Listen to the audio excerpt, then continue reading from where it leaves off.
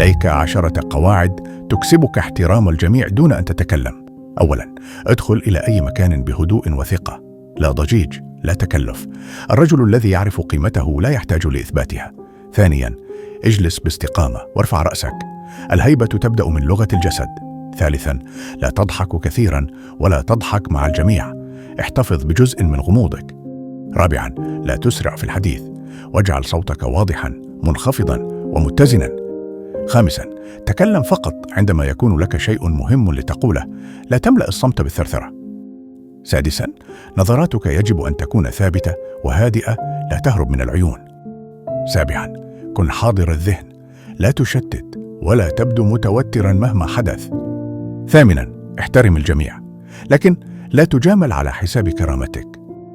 تاسعاً، لا تقلل من نفسك أمام أحد ولا تقارن نفسك بأحد. عاشراً، دع أفعالك تسبق كلامك، لأن أعظم الرجال لا يشرحون أنفسهم.